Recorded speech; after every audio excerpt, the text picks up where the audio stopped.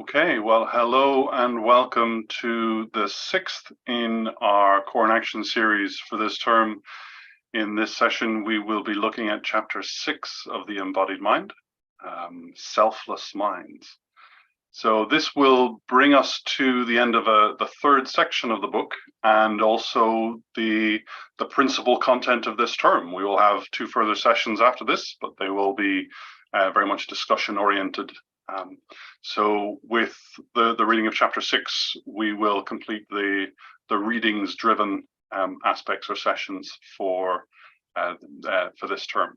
Chapter 6 brings us, as I said, the third section of the book to a close, and also with it the author's explorations of the limitations of cognitive science as it stood at the time of writing, which we might call the late 20th century, if we want to make some of us feel very old indeed. In particular, in this chapter, we see an emphasis on emergence again, as this is the emergence section of the book. Emergence here as a concept of dynamical systems theory that provides a way of conceptualizing a process of constantly coming into being that does not imply a continuous identity through the past up to this point. In the enactive literature, the analogy is sometimes made to a vortex or a whirlpool, which seems constant and continuous, but which only exists precisely because the water that's making it up is constantly changing and flowing through it.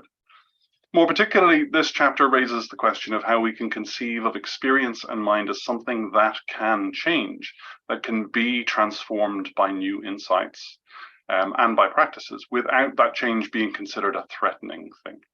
That is, if our minds and our experiences are changed by both mindful practice or by scientific insight, does that mean that the mind isn't really anything in particular? That everything is therefore either an illusion or an error, or that there's no real mind and therefore possibly no real basis for knowledge.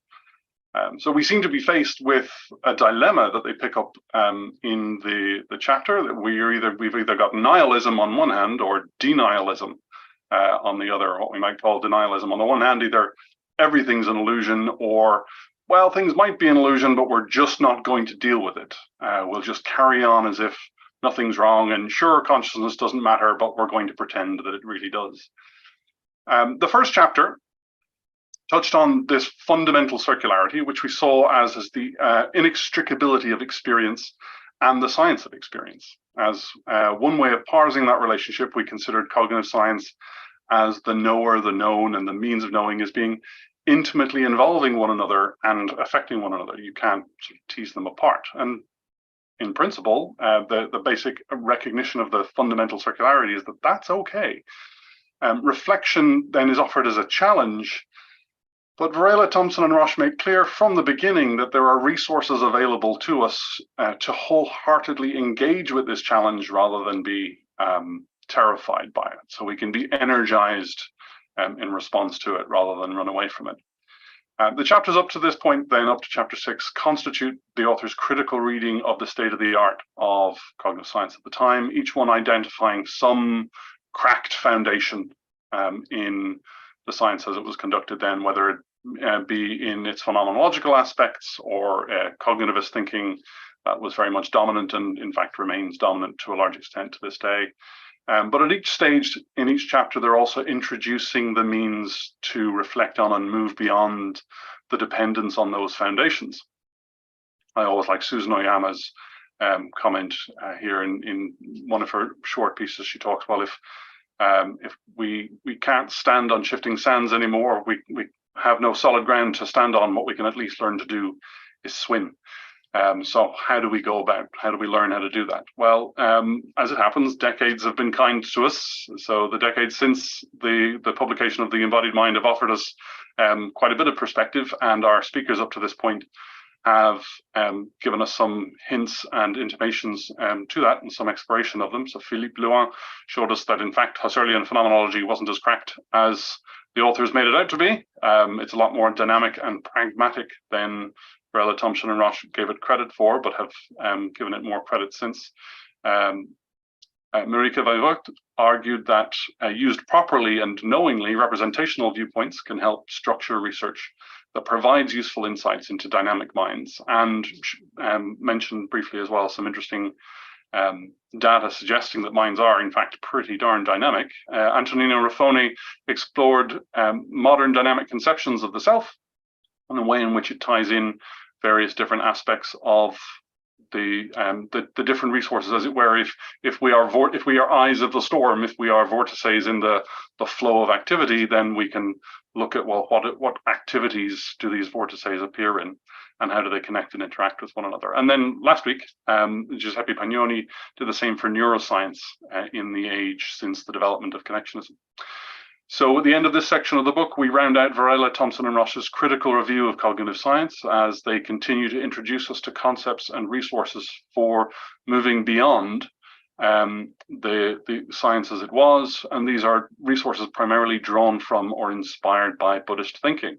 And it is therefore very fortunate that we have with us as guide and eminence here, Dr. Constance Kassor, who will explore some of these pathways with us.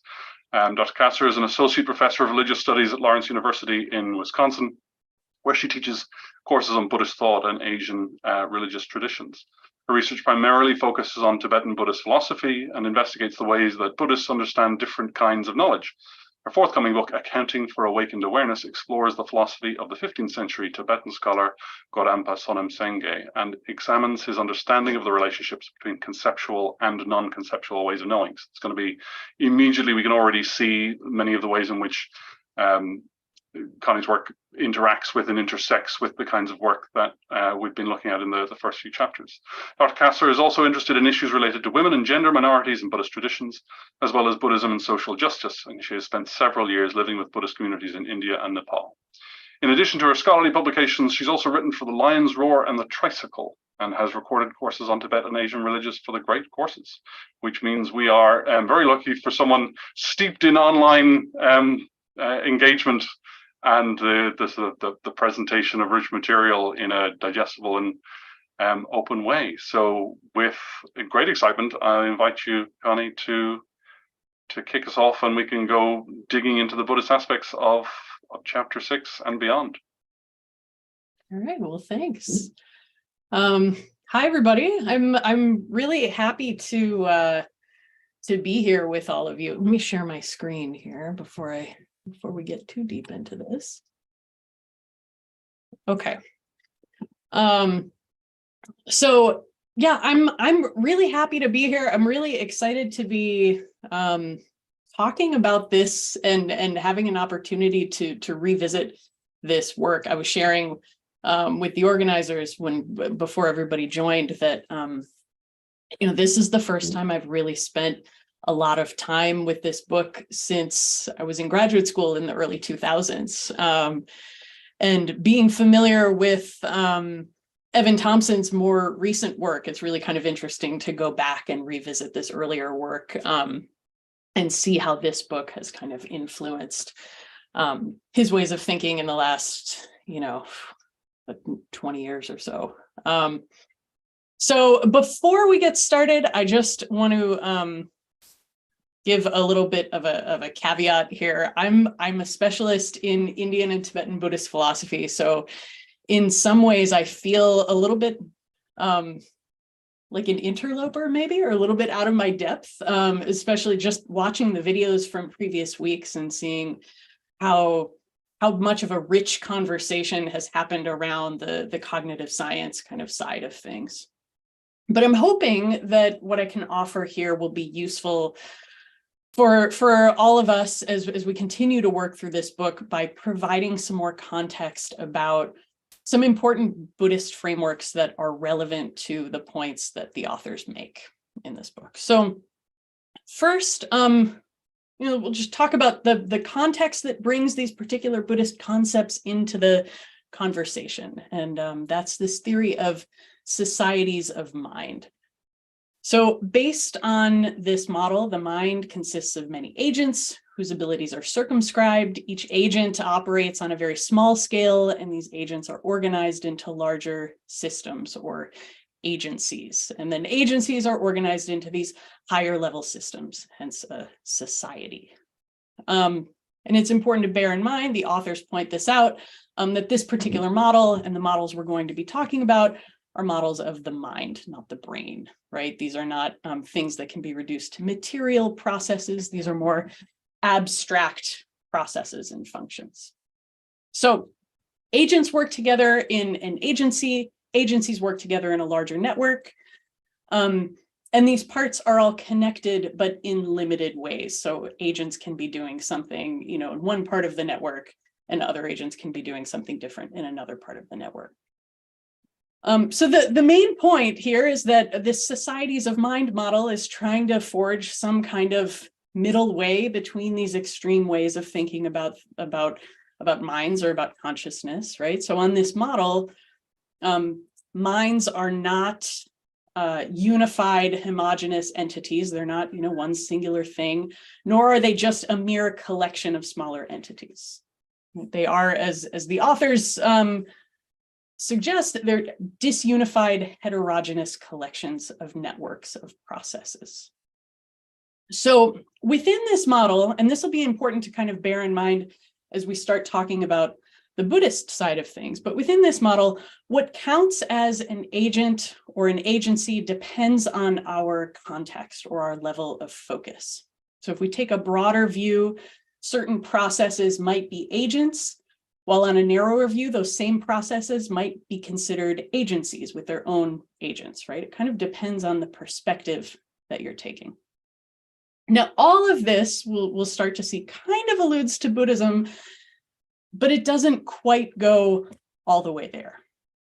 So this model, like some of the Buddhist models that we're going to talk about today, seems to reject this idea of a self or a soul or some kind of singular, unchanging agent that's the experiencer of actions. But this theory doesn't necessarily conclude that we should abandon such a belief in the self. And that's something that the Buddhist model does suggest. So then the question is, what do we do with this? How do we put this way of thinking into practice? And so the authors briefly mention object relations theory, which comes from psychoanalysis. I don't really know anything about this theory other than what the authors talk about in the book here. But basically what I understand about this theory from what we see in chapter 6 is there are some aspects of this kind of practice that appear similar to the societies of mind model and to Buddhist models.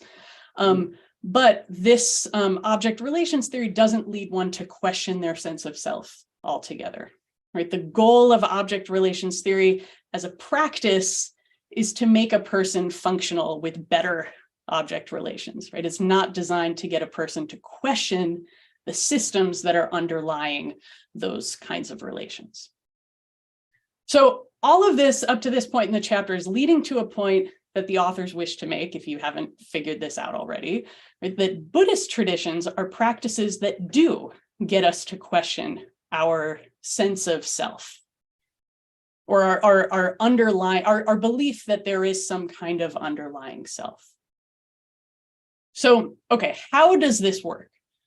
The first model, there are a couple of models that we're going to talk about today, but the first model, the more kind of, I don't want to say basic because it's not really easy, it's pretty complicated actually, but the most fundamental model that we're going to start with is the model of codependent arising. In Sanskrit, this is called pratitya samutpada. And in order to understand how and why this particular model is relevant, we need to understand some basic starting points, maybe some basic kind of historical context for Buddhism. So in Buddhism, you might be familiar with this concept of no self, selflessness. Anatman is the word in Sanskrit. And this is a basic tenet of Buddhism.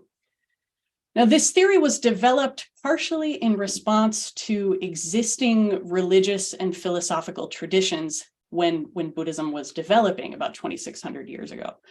So when the Buddha and his disciples and later scholars were developing Buddhist philosophy on the Indian subcontinent, the existing religious establishment had formulated the concept of Atman. Atman is this idea of a stable, permanent, unchanging essence, a soul, a self. This can be translated in a bunch of different ways. But the thing to understand about this concept, Atman, is it's a thing that endures throughout one's life and that's reincarnated lifetime after lifetime. It's stable, it's permanent, it's unchanging. Now, Buddhism rejects this concept completely. And there are a lot of reasons for this that we don't necessarily have time to get into today, but the important thing to understand is that by rejecting the existence of Atman, by putting forth this anatman, no self theory, Buddhists were rejecting a really fundamental assumption of the religious establishment at the time and distinguishing themselves as a very different kind of school of thought. Some of you might be familiar with this, but one of the more well-known teachings on selflessness in early Buddhism comes from a sutra that tells a conversation between a king from Greece, actually, named Melinda, and a monk named Nagasena. So their conversation starts when the king asks the monk, what are you called? What's your name? And the monk says, well, I'm known as Nagasena, but that's just a name. That's just a kind of convenient designation. That's not really who I am.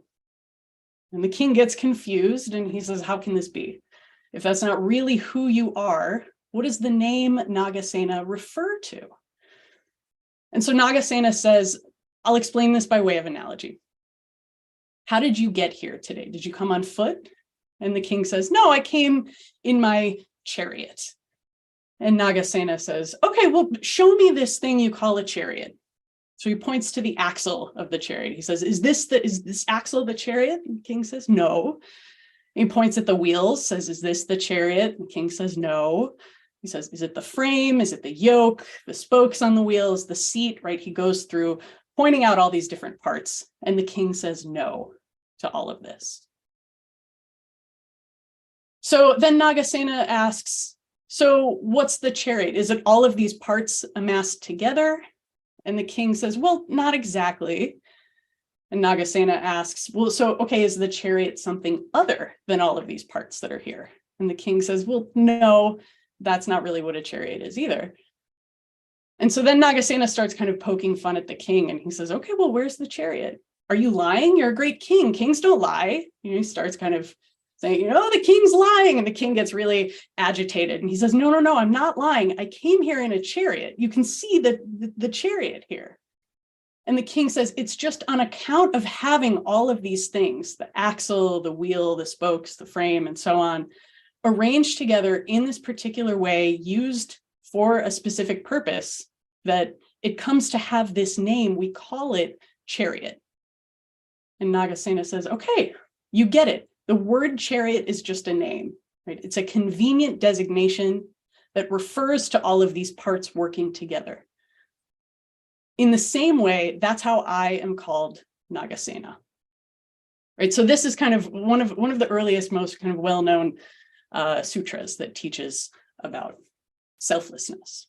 So this no self theory is a pretty basic tenet of Buddhism.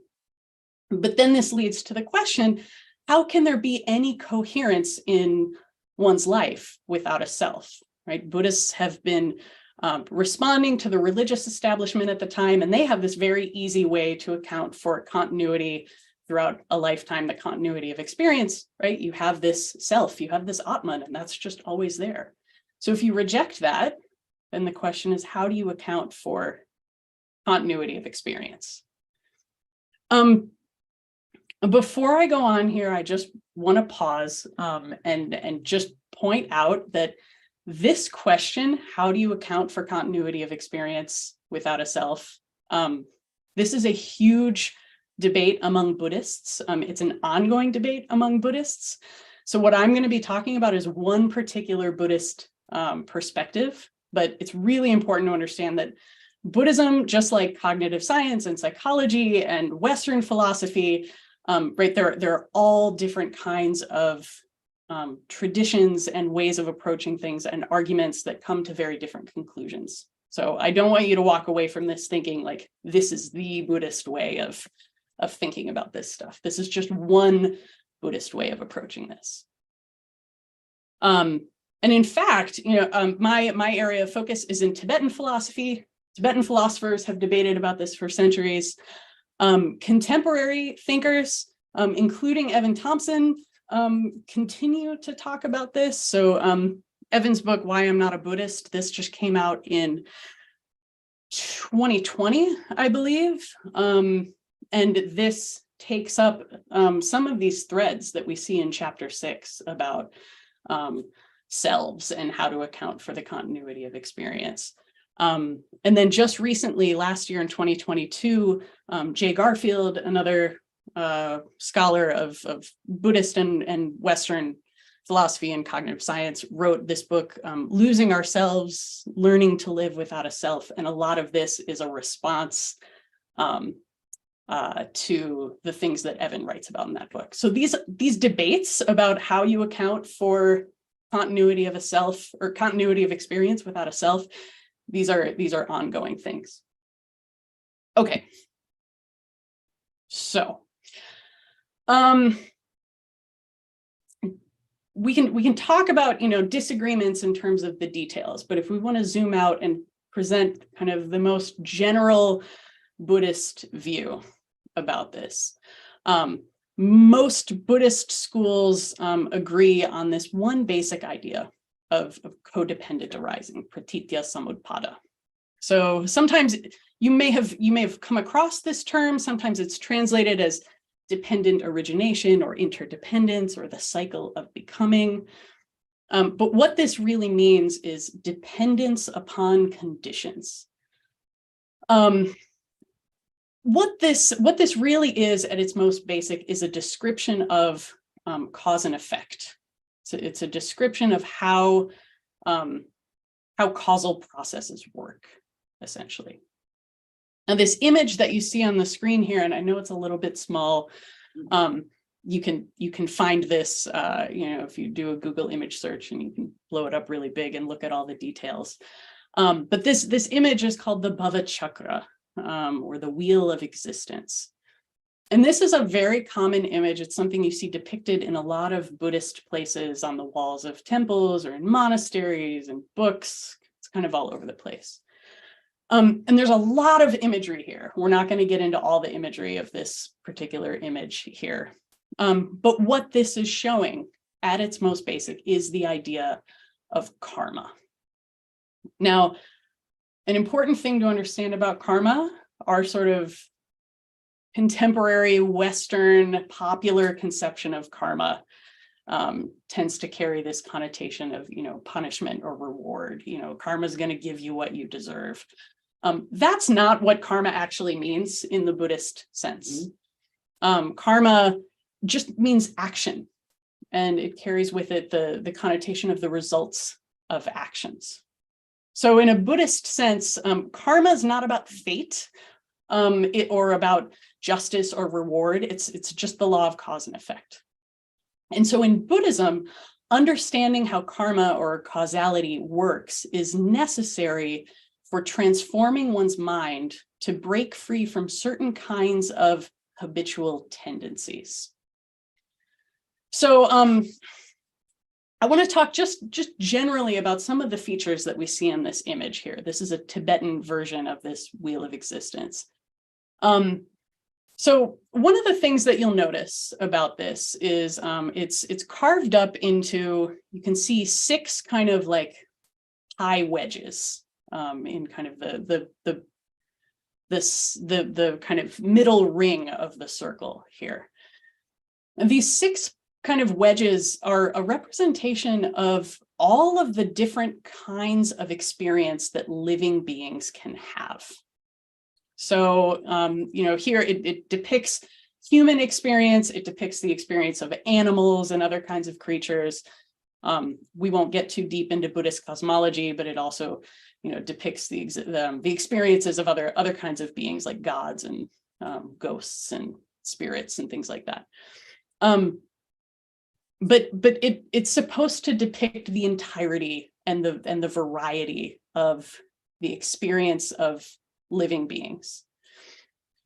The kind of terrifying figure who's holding this wheel in his claws and in his teeth, this is a representation that's supposed to depict the idea that living beings are within the grip of this wheel.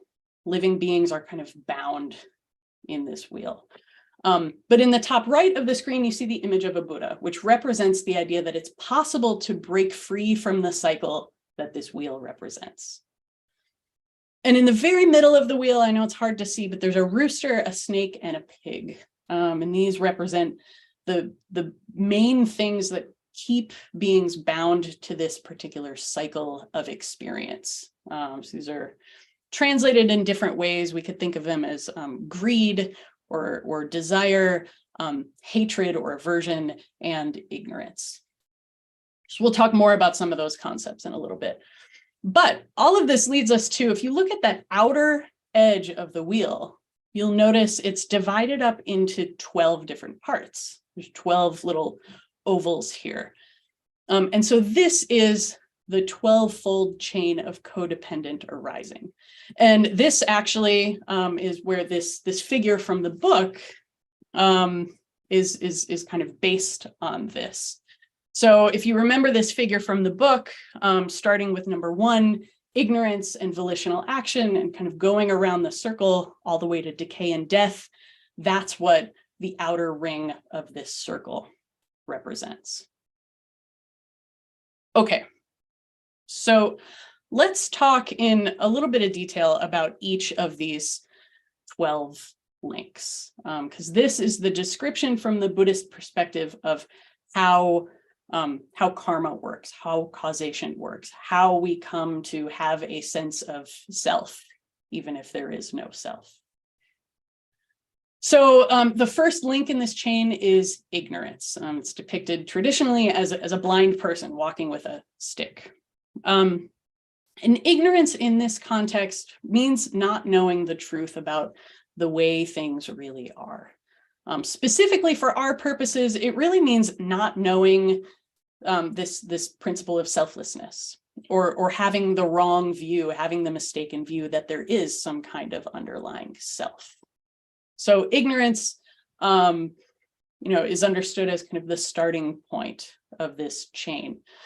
So ignorance leads into volitional action.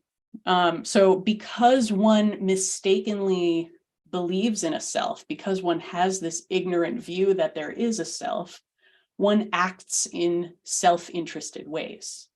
So you think you have a self, so you act in ways that reflect that idea that you have a self. So these actions, these become these kind of habitual, repetitive, self-interested actions.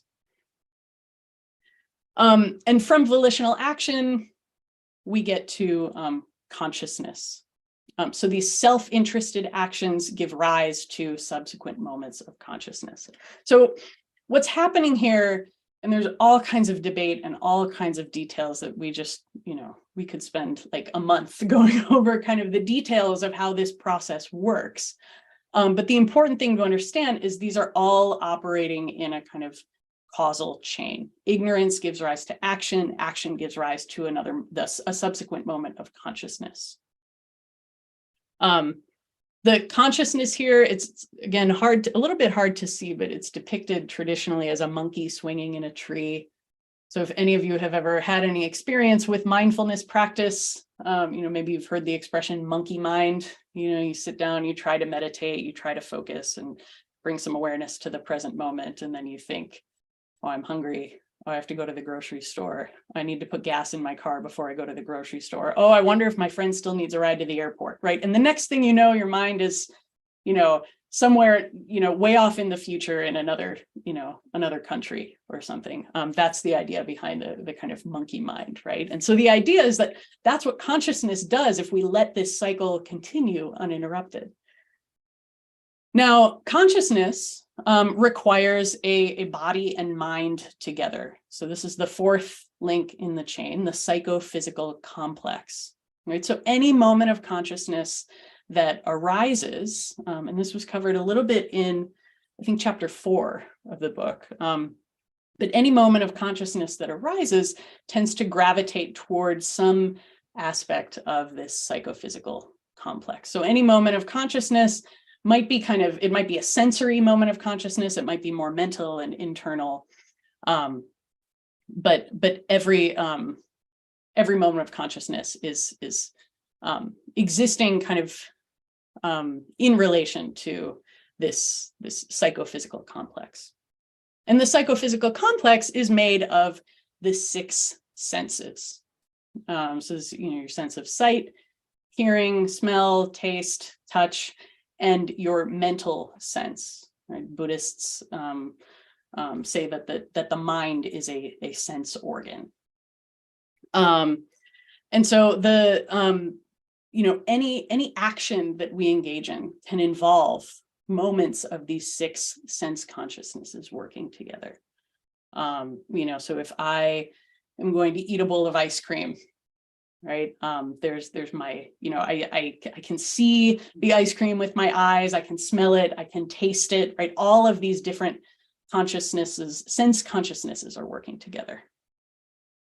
But in order for the sense consciousnesses to work together, there has to be this element of contact. And we'll talk about contact a little bit more towards the end of my talk here.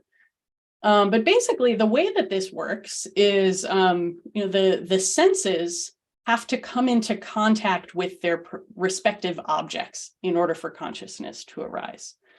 So, for example, if I hold up this mug and we're talking about my sense of sight, right? My eyes and my sense of seeing, what Buddhists call the eye consciousness, right? And the object, the physical object, the cup, have to be in contact with each other in order for seeing to happen. So these 3 things, the sense consciousness, and the object have to be in contact. And certain sense consciousnesses are only capable of perceiving certain kinds of objects, right? The eye, for example, the eye consciousness can only perceive physical form, right? The eye can't see a taste, right? The eye can't see a flavor, right? The nose can't smell a sound, right? So there are certain kinds of objects that go with certain types of sense consciousness. And if you really want to dig into the details of all of this, Appendix B has a whole list of all of these sorts of different ways that experiences can happen. But all of these things, right? So the psychophysical complex, the 6 senses, and contact, all of this gives rise to feeling. So the contact of these things results in a feeling, and a feeling might be pleasant, it might be unpleasant, or it might be neutral. I love how this is depicted in the traditional sense. It's a person with an arrow stuck in their eye, which really kind of evokes a strong sort of, feeling of unpleasantness, right? But every Buddhist philosophers say that every experience, all of our experiences have one of these feeling tones: pleasant, unpleasant, or neutral. And now this is where things start to get, I think, particularly interesting with this cycle. So feeling almost immediately leads to craving. So this results in sort of a desire for what's pleasurable, or an aversion for what's displeasurable. So if you have a pleasant feeling, you want more of it, right? So I drink this tea, I have a pleasant experience, I have a pleasant feeling when I drink the tea, and then I want more tea, right? If I drank this and the feeling tone associated with it was one that was unpleasant, like let's say it was really bitter, or it wasn't tea, it was actually paint thinner or something, I would want to avoid it, right? I would have an aversion to it. But this connection between feeling and craving, it happens so subtly, it's almost automatic. There's very little that we can do about it. But this is the point where we can kind of, through the practice of mindfulness, start to break this cycle. And this is a really important point for Buddhists. So feeling gives rise to craving, And craving, we'll see next, has the potential to give rise to what they call grasping. So really, if you don't have mindfulness, if you don't have awareness of how these 12 links are functioning in this cycle, feeling leads to craving, leads to grasping, and the chain of karma continues. But through the practice of mindfulness, if you can understand how these things work and how one thing leads to the next, you can actually intervene around this point of craving. And instead of just automatically reacting into your experience to your experience of craving, you can respond with some intentionality, with some awareness, and you can determine kind of what happens next. Now, if you just let things go and you keep continuing, you end up at this state of grasping. And so grasping is, this sense of, I want this tea, I want more of it, right? Because it's pleasurable. I want to hang on to it. Or if something is a really bad experience or really displeasurable, you really want to avoid it, right? These are both different kinds of grasping. So there's the craving, right? And then there's the actual kind of grasping to it. From grasping, this leads to the formation of a new situation in the future, which the Buddhists call becoming. This is new tendencies or new or deeper habit patterns that will continue in the future. And then coming back around to the top of the wheel, again, we have birth. Birth, we don't have to understand this in a literal sense of birth in the Buddhist cosmological sense of rebirth and multiple lives. We can, but this can also apply to just a new moment or a new situation. So a new situation and a new way of being within a situation is produced at this link of birth. And this is a point generally where with a little bit of mindfulness, not so much that you can kind of interrupt the craving, but the initial kind of just awareness of what's going on, you see the causal chain and you might think, you see a new situation coming and you might think, I don't like being stuck in this cycle. I need to do something about this, but you're kind of trapped in the cycle here.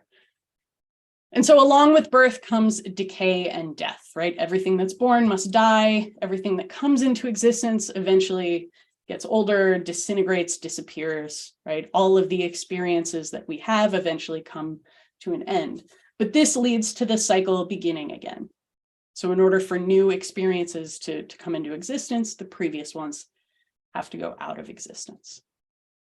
So a very brief kind of overview, we can talk more about this if people have questions, but this whole cycle is called samsara. And what I really want to stress is that it can be depicted in either of these ways. So you don't have to, I like the pretty picture of the Bhava Chakra. It's kind of nice and colorful and, can hold our attention, but it's conveying the same sort of information as this diagram that we see from our book. But the idea here is that, many of these connections in the 12-fold codependent arising cycle are more or less automatic. But here around, you can see where this kind of bottom arrow is, around links 7, 8, and 9, feeling, craving, grasping. This is where the practice of mindfulness can come in.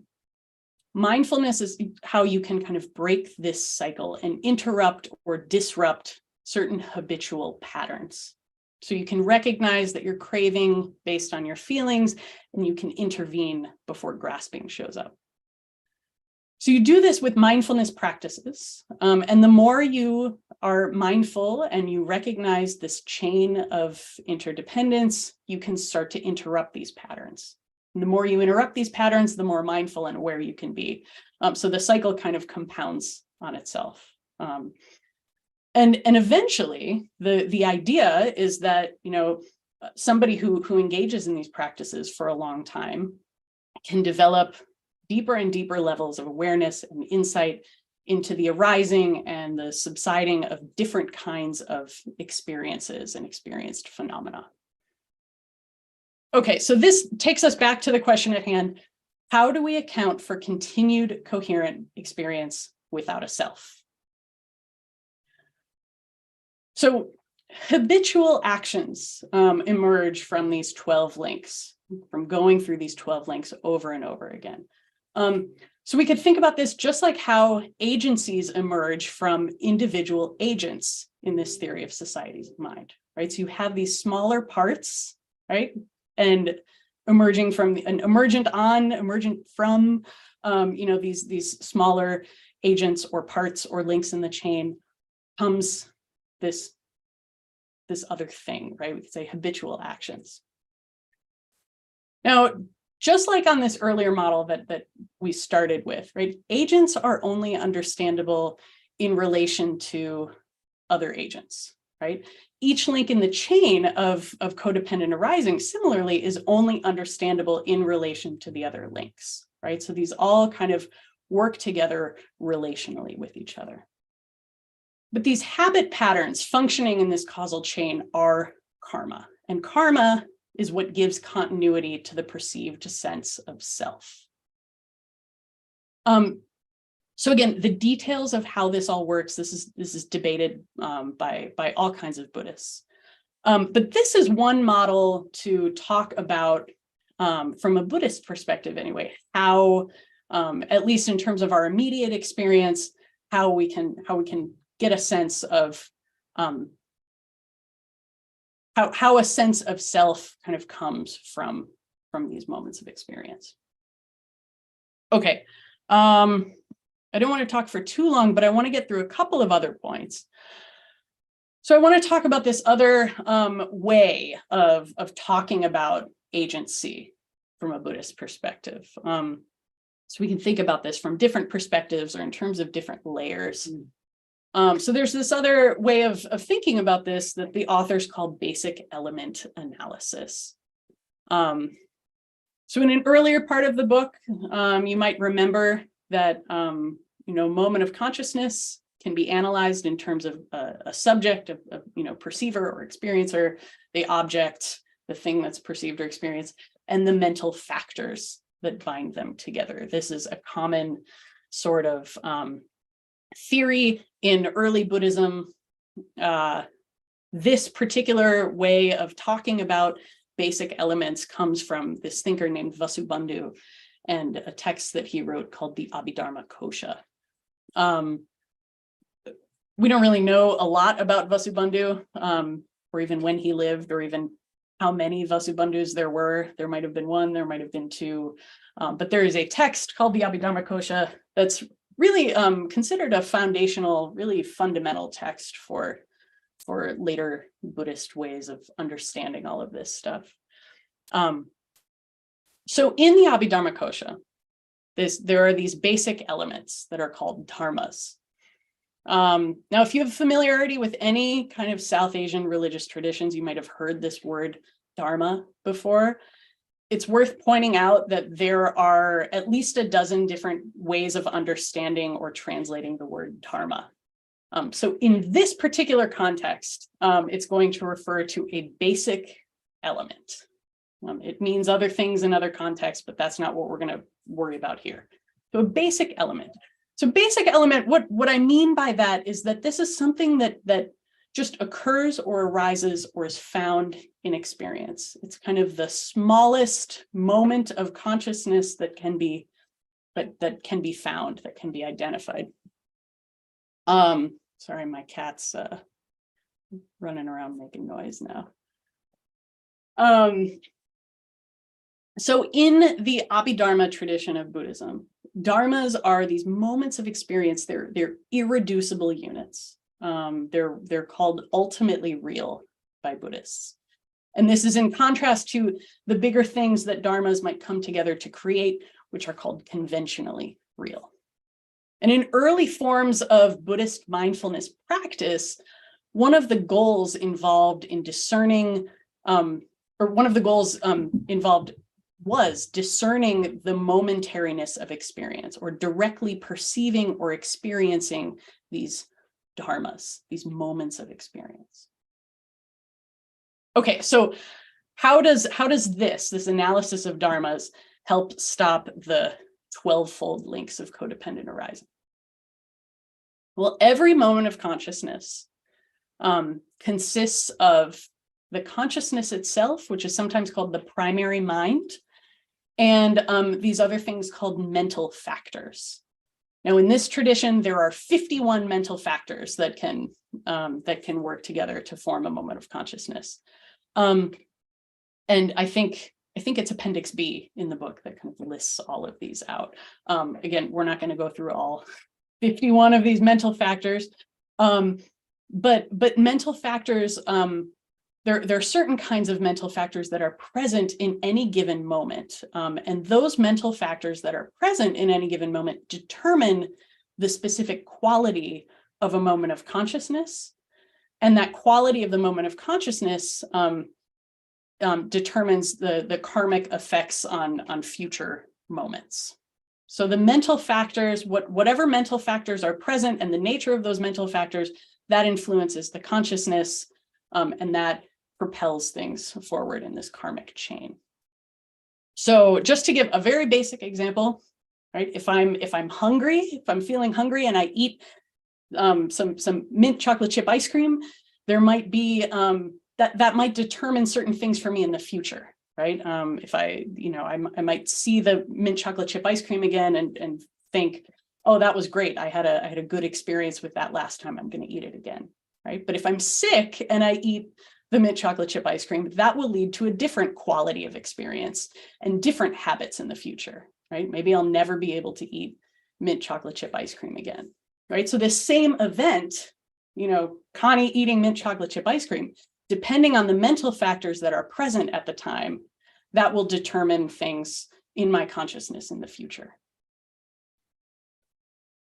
Okay, so that's the mental factors. The primary mind, we can think of as the totality of the mental factors in that moment. So all these different mental factors, come together, and the mind is emergent on that. So the authors give the example of a hand, right? So if you think of the mind as the hand and the mental factors as, the fingers, the palm, the wrist, all these things. I think this is a great example because I was in a bike accident and I had to have surgery on my hand, right? And so right now, the quality of certain parts of my hand determine, the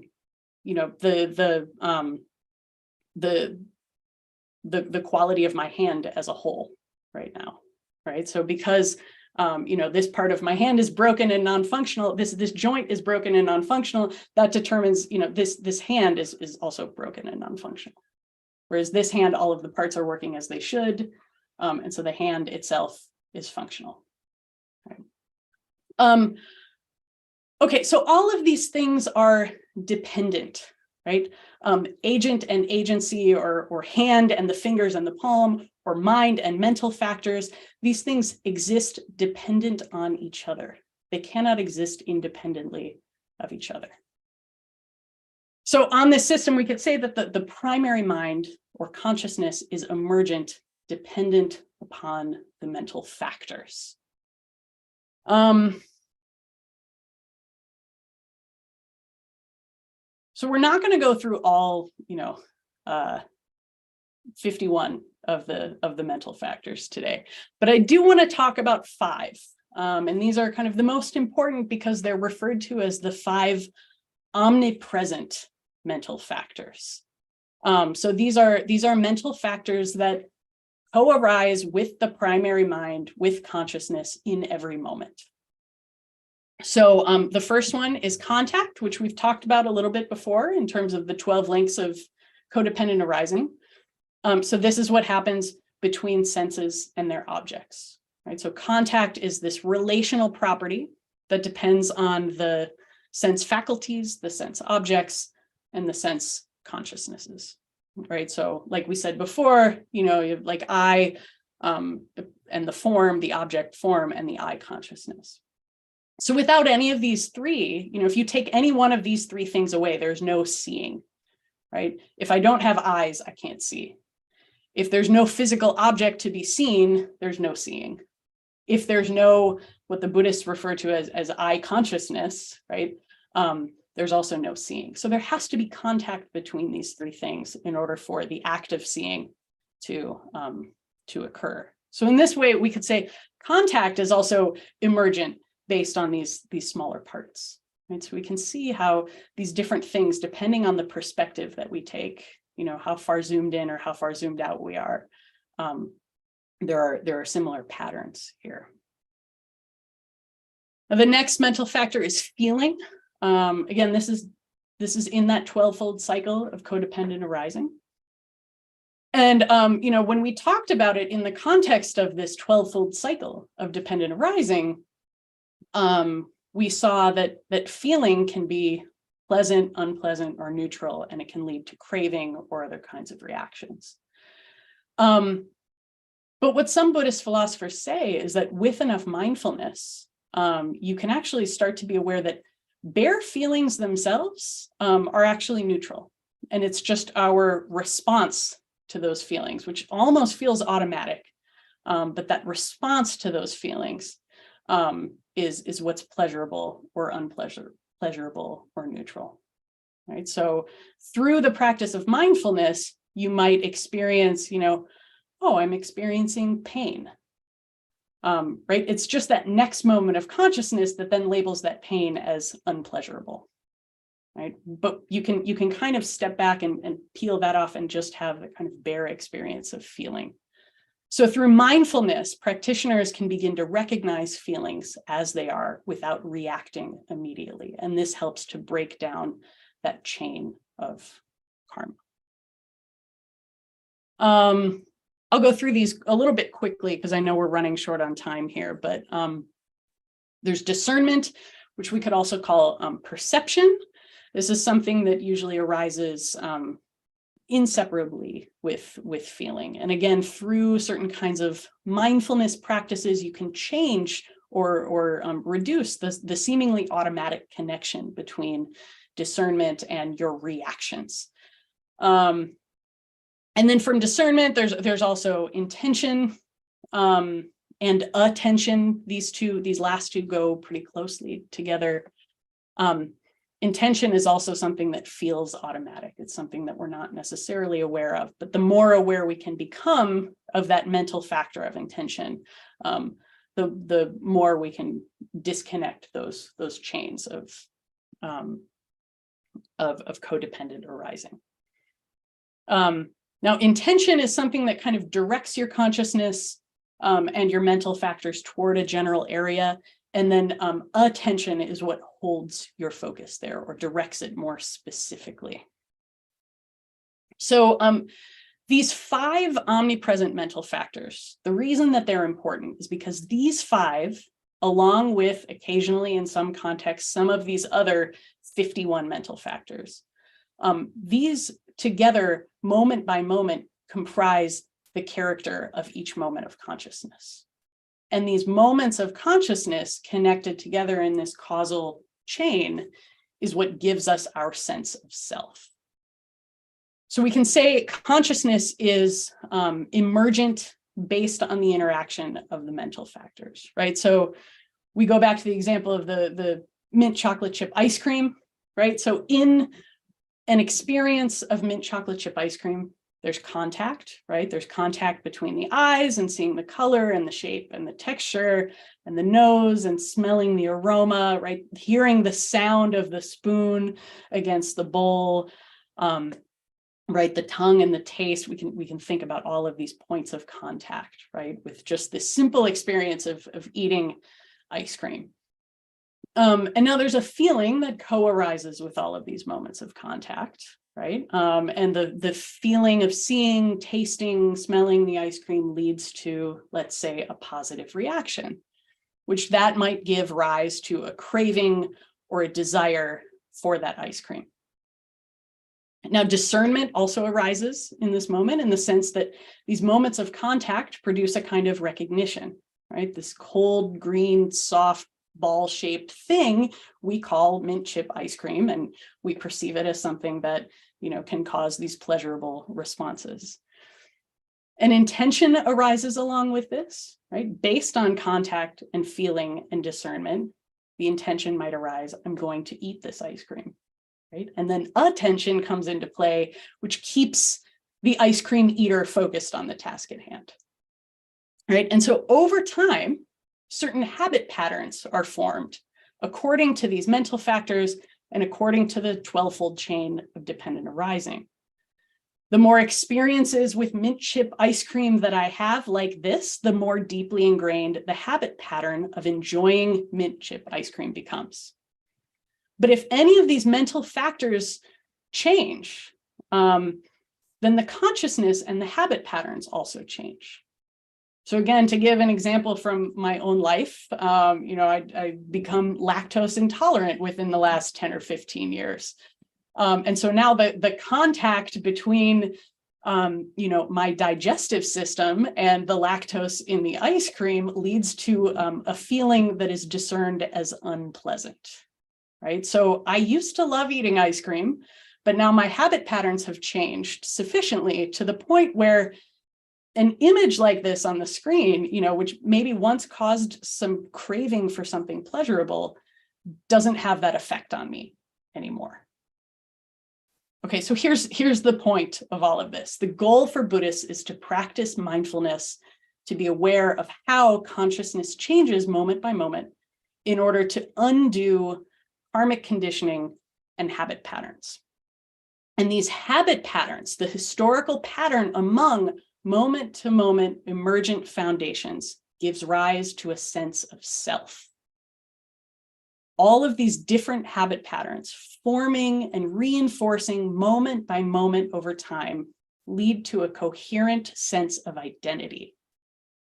And so these habit patterns are what lead one to say, Connie, likes mint chip ice cream, right? Or I used to like mint chip ice cream, but I can't eat it anymore.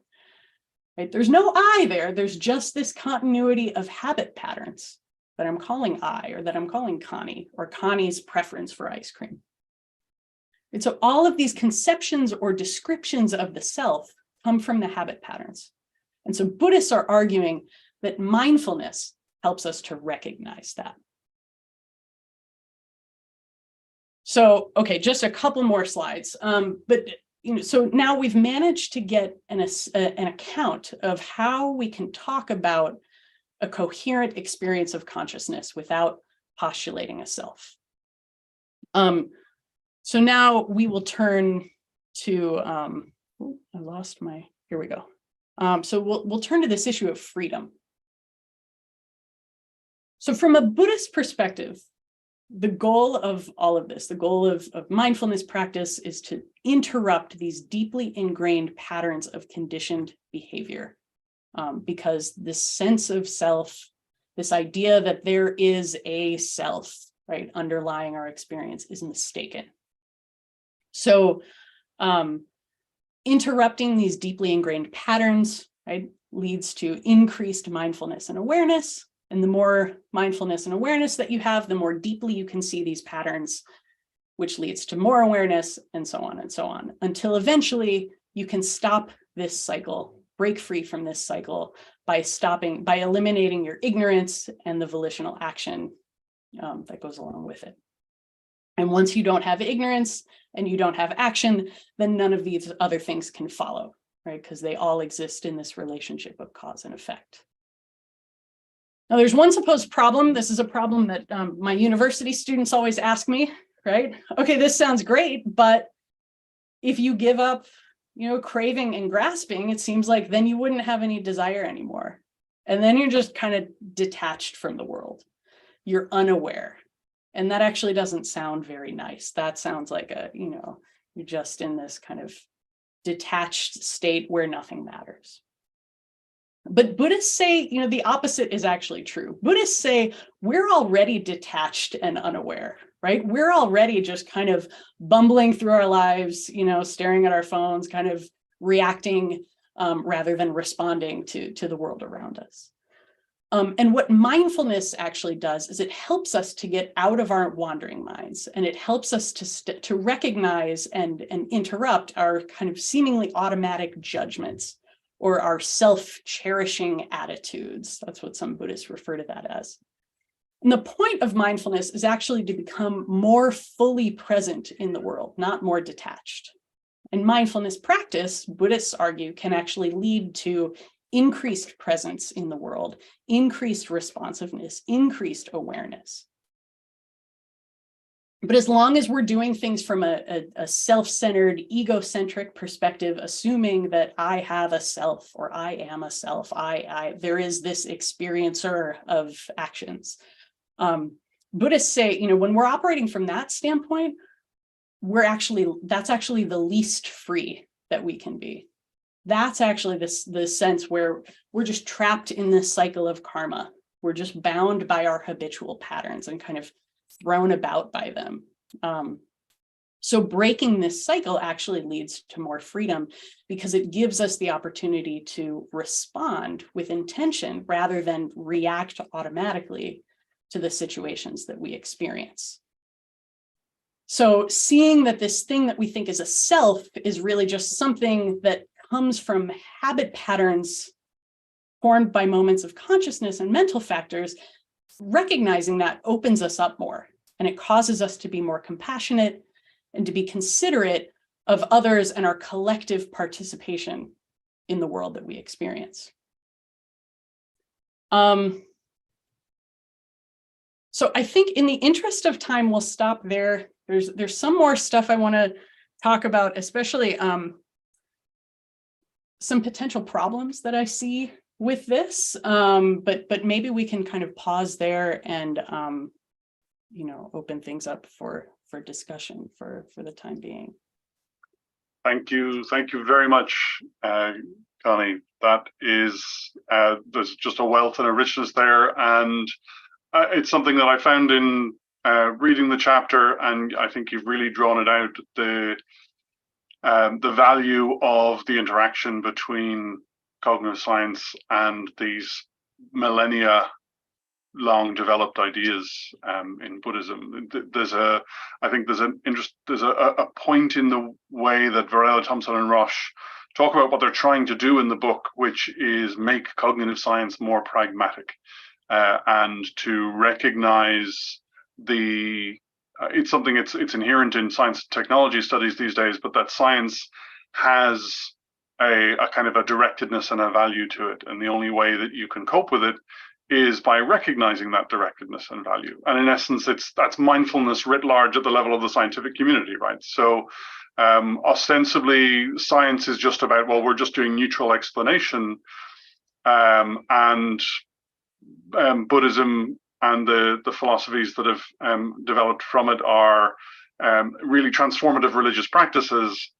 But in fact, there is, if you want to make science a science of experience a little bit more transformative, to sort of engage properly with the world and with its political and pragmatic aspects, then maybe understanding the transformative aspects of experience a bit more clearly is a good step to take, and the resources that then these Buddhist traditions provide is sort of very wealthy on that front.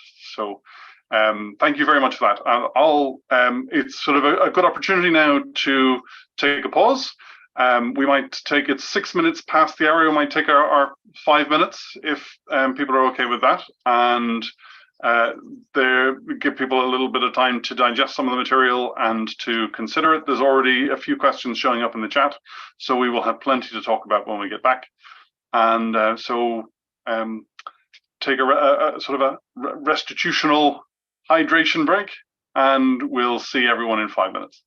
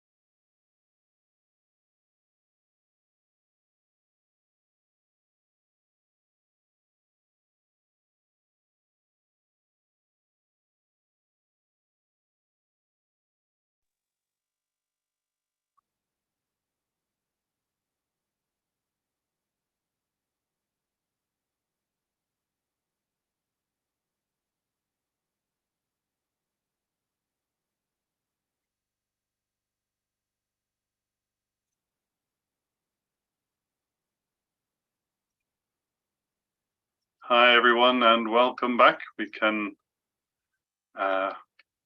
regather ourselves. He says possibly ironically, I'm not entirely sure.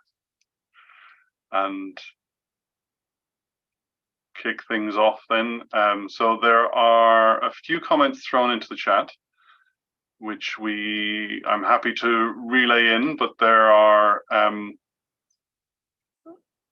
sort of names associated with them in the chat as well. So feel free to throw up your hands and give voice to the queries that have already been raised. That first one has 3 names attached to it. I should have no difficulty finding someone who's willing to give voice to that one. And then some further discussions too.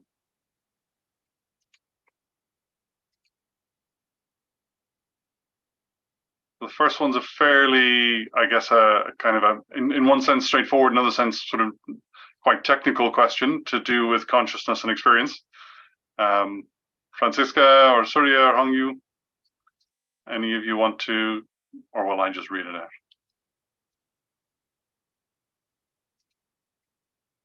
Okay, people still gathering themselves a little bit.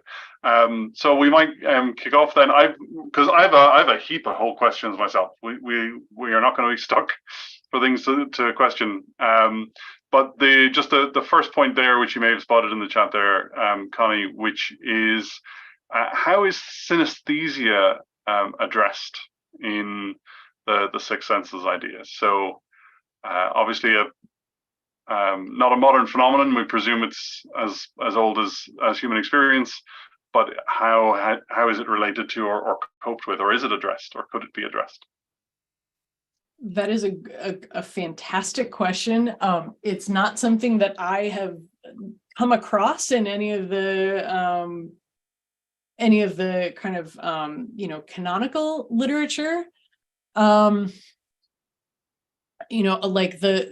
Like the canonical literature really talks a lot about this idea of there have to be like certain connections between certain kinds of consciousness and certain kinds of objects in order for experience to occur.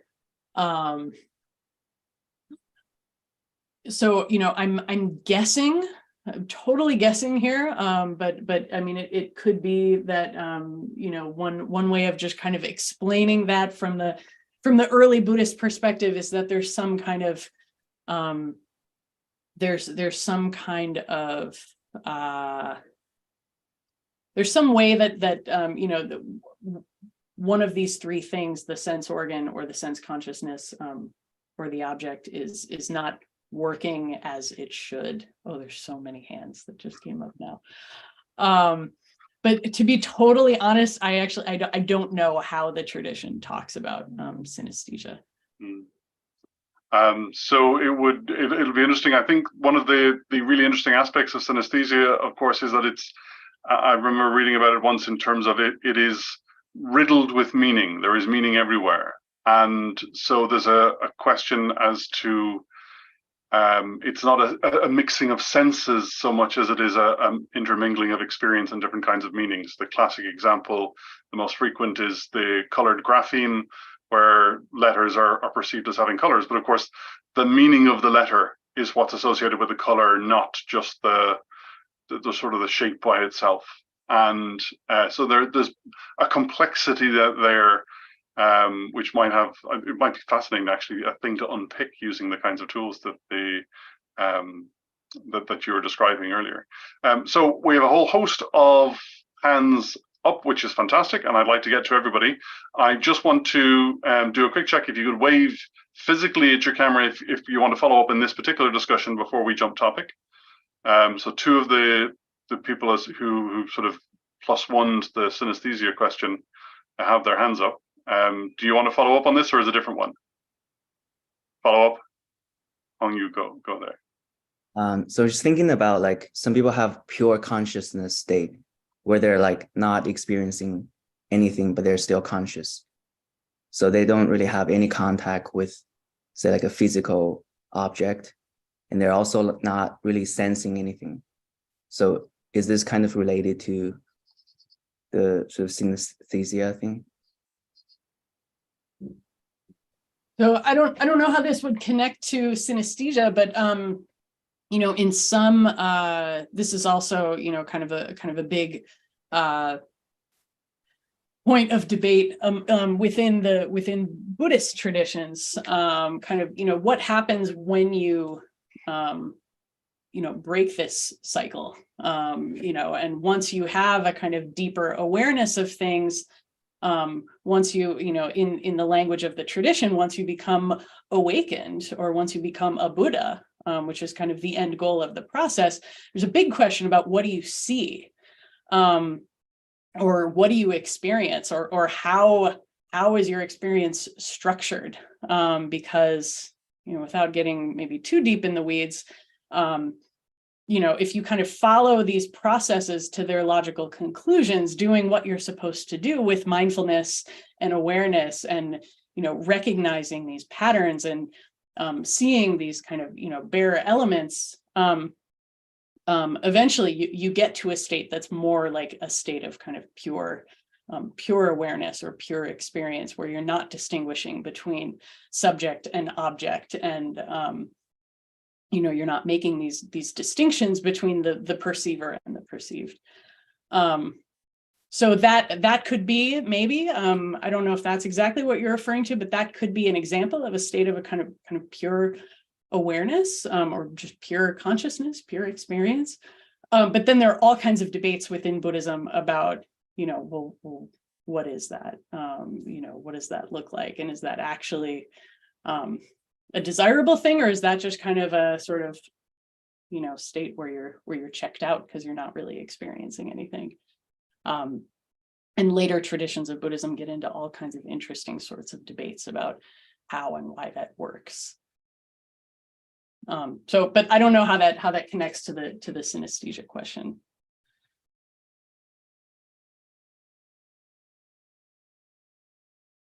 Marek, I think you're muted. Looks like you're talking, but you'd think I'd have figured that habit out by now. So thank you for that. Again, I have a sort of a sequence of hands here, but again, just a quick physically wave at your camera if you want to follow up on this immediate topic before we jump topic. Suri, yeah, go. Yeah, so even before Connie started this topic, this was kind of where I was going towards. Thank you, Connie, for this wonderful talk. It was really enlightening. So my question was going to be, what happens when the cycle is broken, right? And is the goal to break every possible cycle that arises, or get to a state of awareness whereby you're non-judgmentally approaching the cycles, like breaking, not breaking, it doesn't make a difference. Like the point is just to be aware of the presence of these dependent origination links. And the other related question I have is, does it matter which link the intervention is applied to? Is the goal of mindfulness practices to get closer and closer to the earlier stages of this dependent origination links rather than later? Is there some kind of a time cost involved, intervene much later in the cycle? Yeah, these are great questions. For I'll start with your second question. The kind of, the intervention can happen anywhere, right? So these links are numbered, and it's traditionally presented as starting with ignorance and ending with decay and death, but decay and death leads back into ignorance again, right? So this is a continuous cycle. And so any point of intervention where you can stop that causal chain is fine, I guess. But the tradition, at least the tradition we're talking about here, says that it's easiest to kind of drive a wedge in there at that place of feeling and craving and grasping, because that's where through the practice of awareness you can kind of notice that those connections are not necessarily as automatic as you might think. Whereas some of these other processes seem, kind of so close together that it's hard to, it's a little bit harder to drive a wedge between them. But yeah, the goal is to recognize this causal chain for what it is. And again, as Buddhism develops, we're talking here in this context about an early tradition of Buddhism, the Abhidharma theory of Buddhism, or this particular theory, as Vasubandhu developed it, was relatively early in the history of Buddhist philosophy.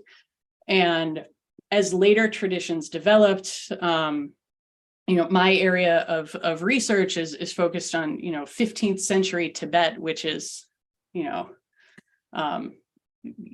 than a millennium after these ideas first kind of developed. So in terms of what's the end goal, there are all different kinds of processes that are involved, or all different kinds of there are debates, I guess we could say, about what the end goal is. I mean, one of the things that, and I didn't get to this in my slides, but really when we kind of get to the to kind of sum up all of this stuff that I was talking about, there's a distinction that's made in early Buddhism between we could say person or Atman, or self or soul. And so our book refers to Minsky's distinction, where there's self with a small s and self with a big S, right? Where self with a small s is just the kind of general sense of an entire person, but self with a big S is that more kind of Minsky says that mysterious sense of personal identity. And so what Buddhists are saying is, the word self, in terms of that general reference to a person, as a convenient designation, like a chariot or like the name Nagasena, that's fine, because that's how we have to operate in the world. It's okay to have that kind of general reference to self. The problem is thinking that there's something else that's fundamental, that's underlying or giving ground to that small s self. Right. So with that being the problem, the idea, very generally speaking, in all Buddhist traditions, is to get rid of that kind of belief in a big S self, right? Get rid of that belief that there is something fundamental or essential that's underlying my experience, that's more fundamental than just this continued causal chain of habit patterns that are constituted by my mental factors. And that seems like it might be unsettling at first, but Buddhists say, once you get to a certain point, you realize that since there was no self to begin with, you're not really losing anything when you have that realization. And that's where you get to that kind of sense of freedom, right? Because then once you realize there's nothing stable or essential or really there that I had to find or discover, if my experience or consciousness is constituted by these constantly changing psychophysical elements, right? The mind and mental factors, that's where the freedom really comes in. And that's where you can kind of break those habit patterns. So yeah, I don't know if that answers your question, but I kind of wanted to sneak in part of the end of my talk there too, a little bit. It does. Thank you. Marek, you're muted again.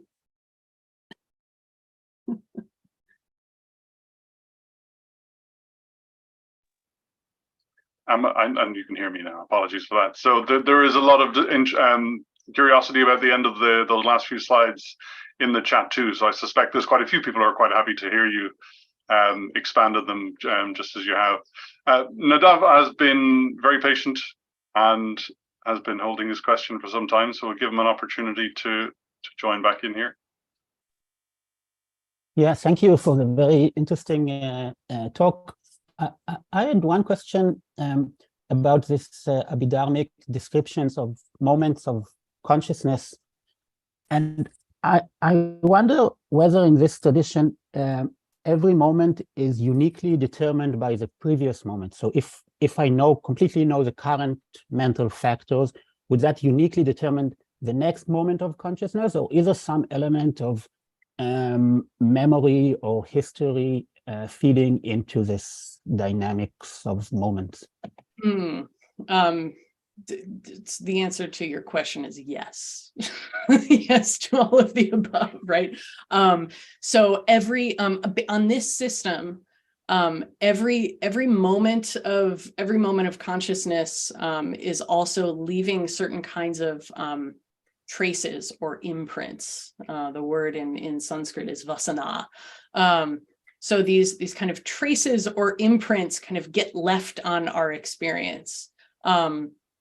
So, each moment of consciousness, which is emergent, from all of these different processes and mental factors in any moment, also carries with it these, certain kinds of imprints from previous moments. So there is some element of, and this is why they're sometimes referred to as habit patterns, right? So, the more you kind of engage in certain kinds of habits, the more deeply ingrained they become.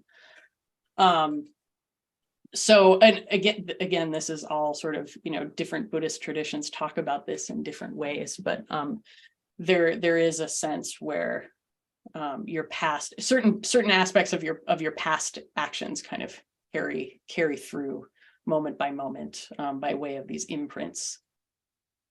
Does that make sense? Yeah, so thank you. Okay, Robbie, you've been waiting also patiently. Thank you. Can you guys hear me? Yep. Great. I had a question about the third link in the chain of codependent arising, consciousness. I didn't, because it might be a problem with translation, but from my understanding, we kind of, what is taught is that we have like a fundamental underlying consciousness. And so, which I guess in your talk, you kind of refer to as like primary mind or Dharma. So I was quite confused about how in the description, it's that becoming a Buddha is to break the chain. And that kind of implies like becoming free of consciousness. I didn't really understand that kind of aspect. Yeah, so in the Abhidharma tradition, and again, different traditions, different. So in some traditions, there's this idea of a kind of fundamental or underlying consciousness. We see this in the Yogacara or Vinyaptivada school of Buddhism. There's a certain kind of consciousness. It's referred to as the foundational consciousness, sometimes the storehouse consciousness. In Sanskrit, it's the Alaya Vijnana.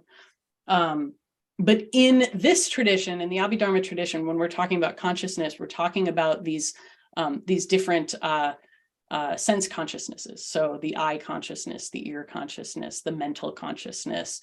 And so the mental consciousness in the Abhidharma tradition is kind of on the same level with the eye consciousness, the nose consciousness, the feeling consciousness, all these, or, tactile sensory consciousness.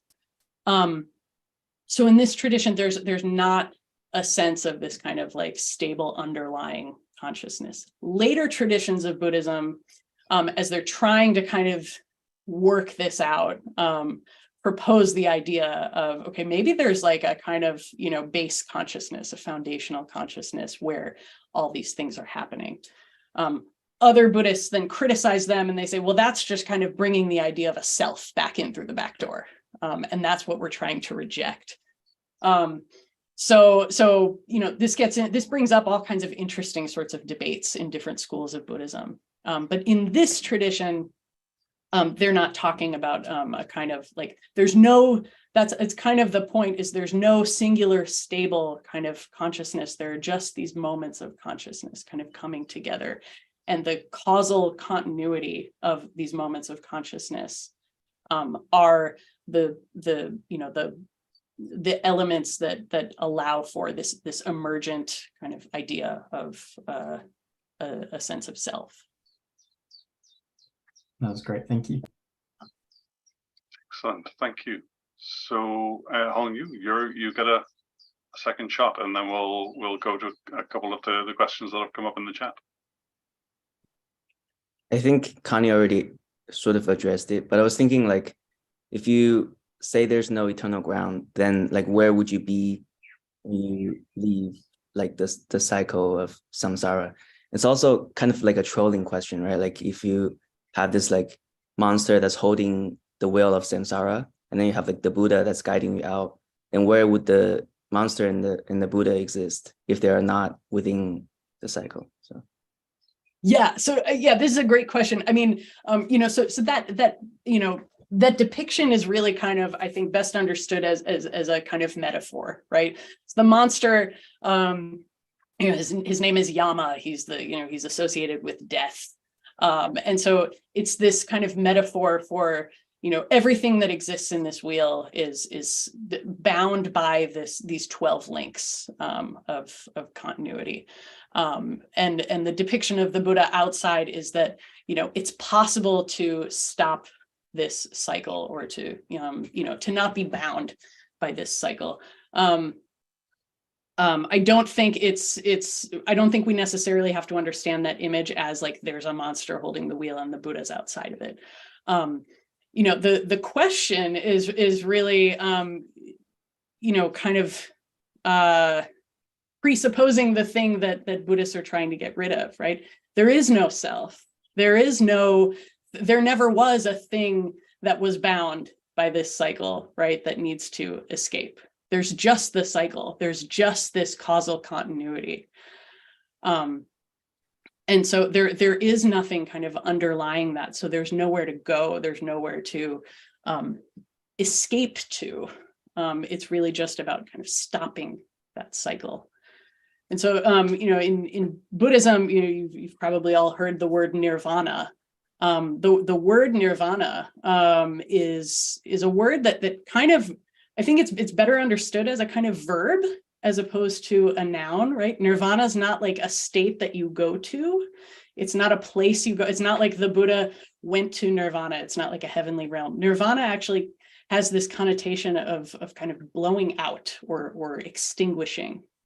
So, if you think about, to give the example of, like a candle, right? If you light a candle, you can take that flame from the candle, you can light other candles with it, right? But if you blow out the candle, you extinguish the candle, you can't light any more candles, right? And so that's kind of what the process of, that's what nirvana kind of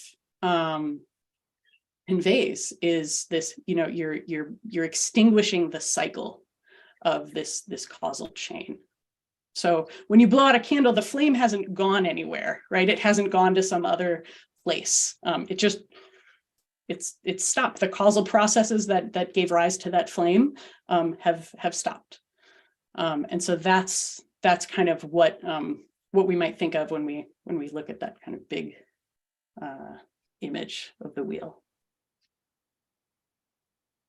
Excellent. Can we go back to the other wheel actually briefly, just to pick up on Mara's question from the chat there? I don't know if you want to speak to it, Mara, or are we happy to just, yeah? Yeah, I'm happy to say, okay. Thank you, Connie, for your wonderful talk. I was just looking at the figure 6.1 in the Codependent arising as the wheel of life. And it says there are different levels, as you've mentioned before, but it says like passive and active and karma and klesa. That could you please expand on that a little bit? How many hours do we have left? Particularly the active and passive distinction. Sorry, Connie, is it in your note you picked up on the active passive distinction? Yes. Specifically, Mara, is that right? Yeah, passive and active. Yeah. Sure. So the passive and active, what we see on this here, actually, I can I'll share my screen again, and we can see if we can pull this up here. Can I make this full screen? Okay, you can all see that? Okay, cool.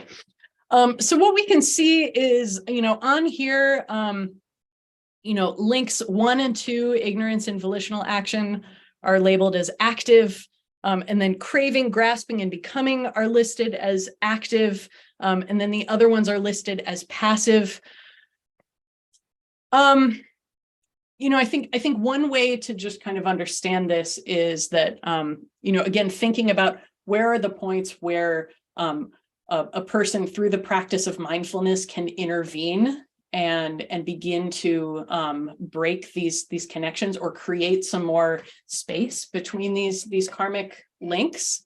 And some of these processes are a little bit more automatic or passive, right? So for example, between links, like starting with link 3, consciousness, the psychophysical complex, and the 6 senses and contact, these things all kind of go together, right? I mean, they're technically causally related. You need consciousness in order to give rise to the psychophysical complex, and the psychophysical complex is connected to the 6 senses.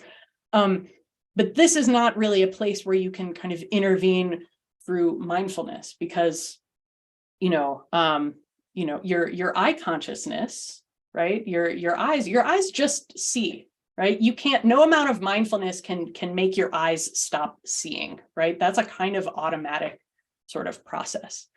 Whereas these other kinds of processes, like craving leading into grasping, that's where mindfulness can start to intervene, right? So that's my understanding of this, at least, is that like that's why that's kind of more of an active kind of process, right? Through the practice of mindfulness, you can start to recognize craving. You can start to recognize how craving leads to grasping, and you can create some space between that experience of craving and that reaction of grasping, and you can kind of intervene and respond in more mindful, more aware ways.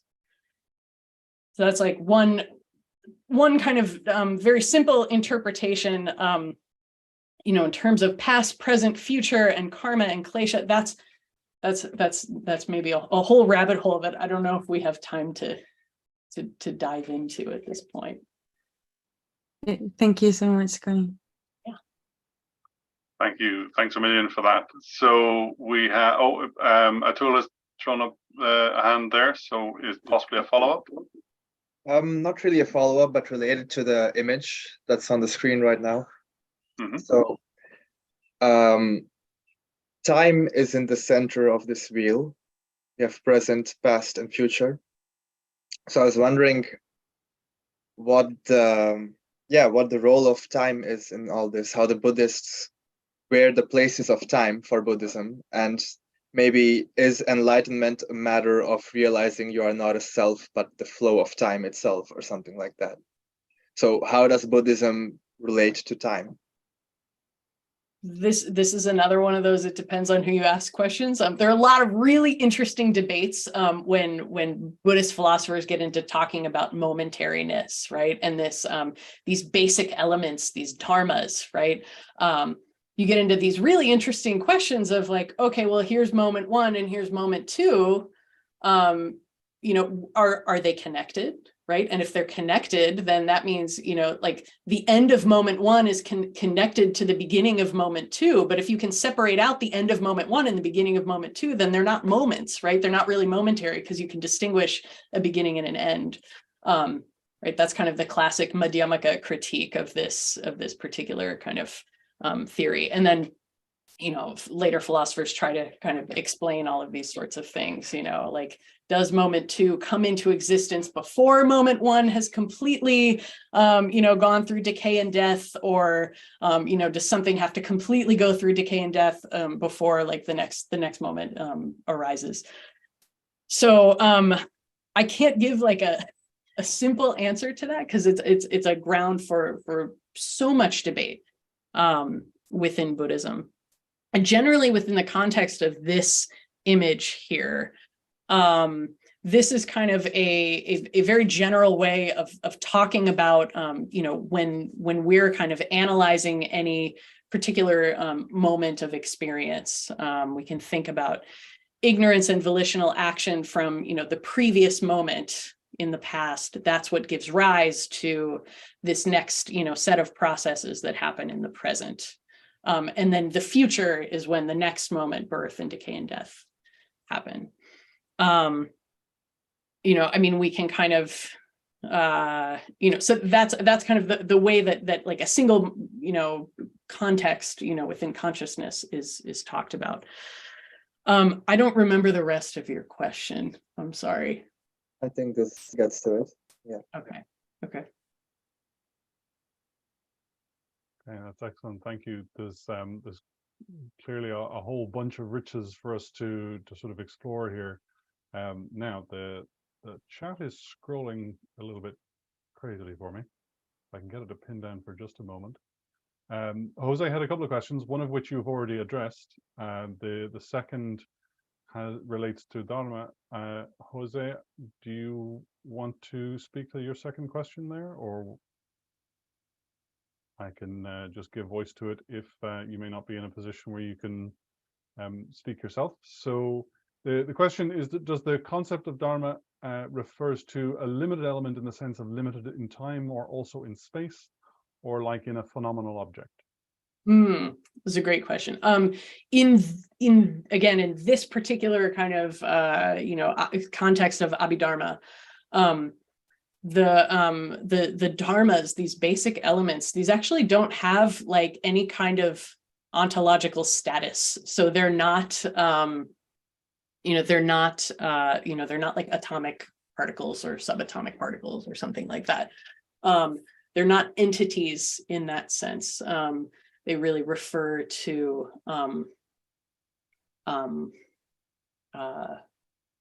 moments, I guess, moments of consciousness, but they're not things that exist in space. Okay, thank you. I wonder, while we sort of give people an opportunity to sort of ponder things a bit more, if there are any other questions, do raise your hand or post them in the chat and I can relay them in. While everyone else being briefly quiet, I'm going to jump in because I've got a whole bunch of questions, and I'm going to be entirely selfish and monopolize the conversation until I'm told to shut up by someone raising their hand. So, but if I can start with the notion of bare feelings, which is raised, obviously the feelings are, in the first instance of have a valence, and then with sufficient practice, there is a description of them not having a valence. And I'm curious as to how neutral that neutrality is, and is there a I wonder maybe just if there's a possibility just to expand on that concept of neutrality in play there. Yeah, it's these traditions say that, with enough awareness, that that experience of a feeling, right? There's the experience of the feeling, and then the next moment is the kind of labeling it as pleasant, unpleasant, or neutral. All right, and so the actual feeling itself, from a certain perspective, that actual feeling itself doesn't, it's just bare feeling. There's no quality associated with that. But habitually, we're inclined to just, respond so quickly to that bare feeling. There have been studies that have been done, with really experienced meditators that that kind of examine these sorts of things, where really experienced meditators will first, they'll have the control of a sort of ordinary non-meditator person, and there will be something like, they'll be given an electric shock or something. Right. And what these studies show, again, I'm not a neuroscientist, but this is, my understanding of these things from talking with my neuroscientist colleagues. Right. But what these studies show is there's kind of the experience of it, and then the reaction to it. Really advanced meditators will have the experience of it, but the reaction to it, will be significantly, decreased, which kind of gets at this idea that's pointed out in the Buddhist scriptures, that reaction to it is another moment of consciousness, and that the experience is just the experience, but the reaction to it kind of is another layer that's kind of imposed on top of that.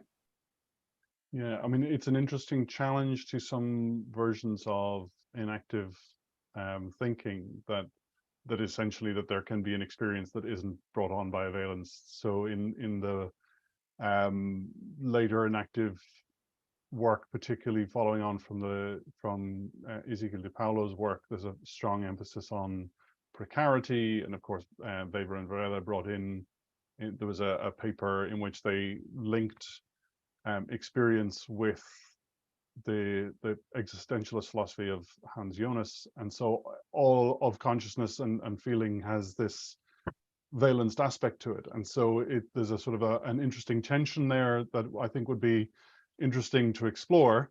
I am keen to explore it, but Robbie's got his hand up, so that's more important. Sorry, Merrick. I apologize. Keep going.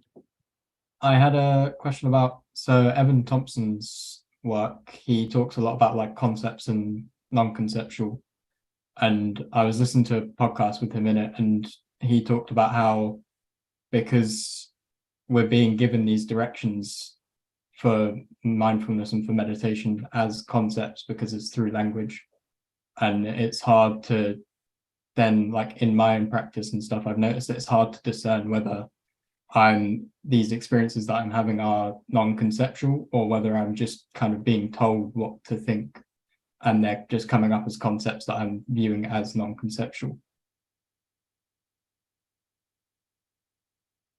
So sorry, I don't know if I understand your question, Robbie. Sorry, I was just wondering if you had any thoughts on that, because I know you spoke about Evan Thompson. Yeah, I mean, I think again, there's a lot of debate around this. A lot of my my current research is around this sort of, how do you make this jump from the conceptual to the non-conceptual? And the non-conceptual is something that's it's experienced. It's hard to talk about, and as soon as we talk about it, right, we're back into the realm of concepts and experience.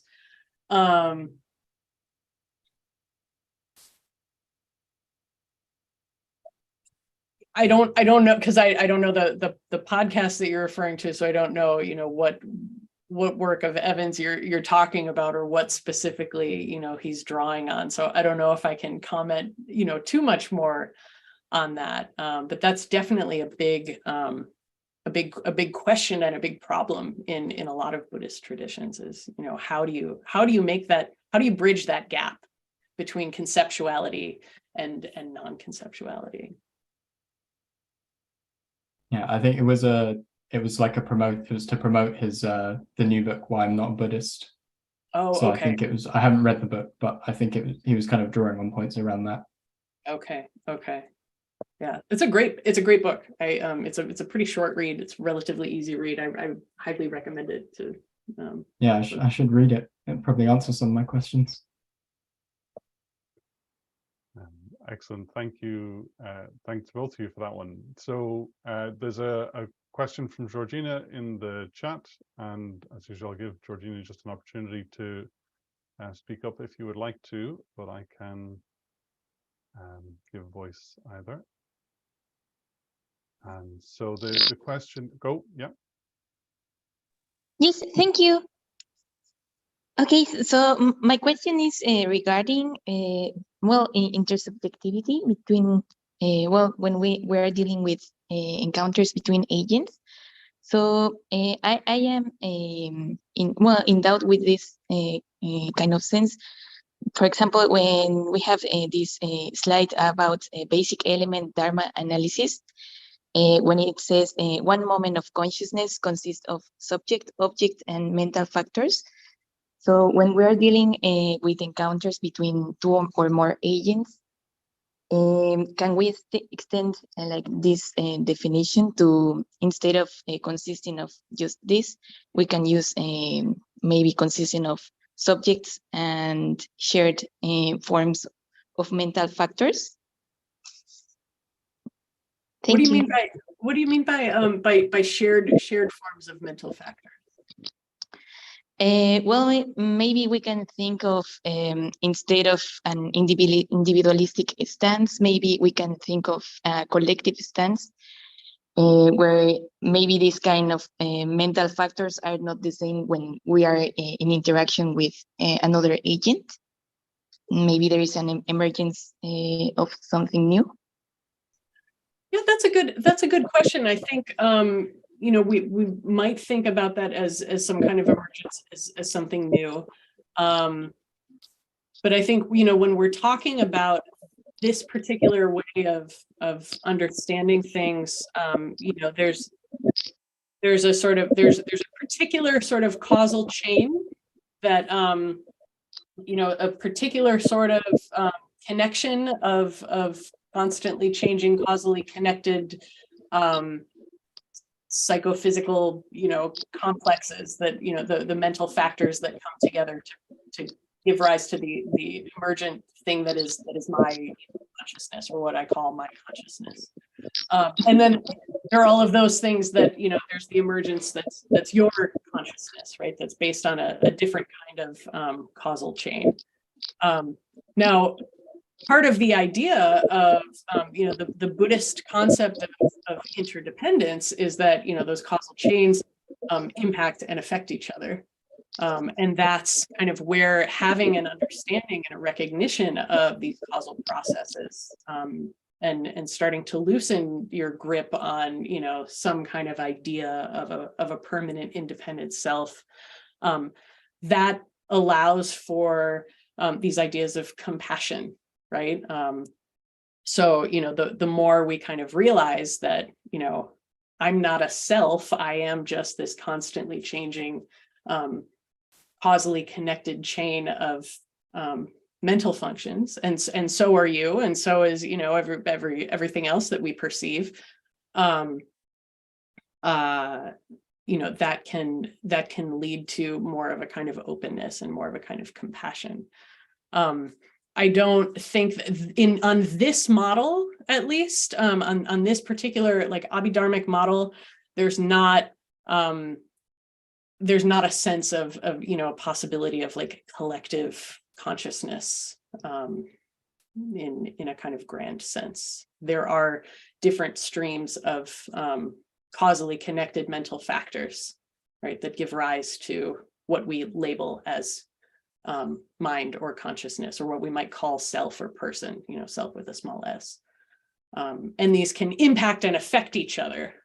And so maybe in that sense, we can think of, kind of a broader system, right, that all these different agents are participating in. Okay, thank you so much. Yeah.